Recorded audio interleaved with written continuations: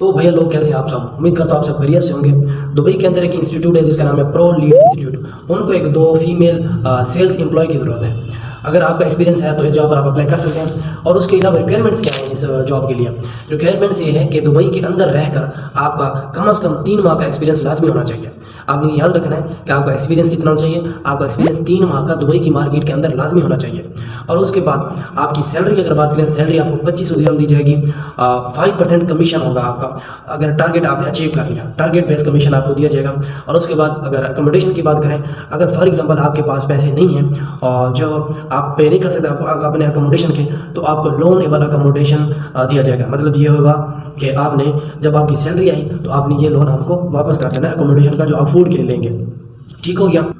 Apply करने का तरीकाकार सिंपल है।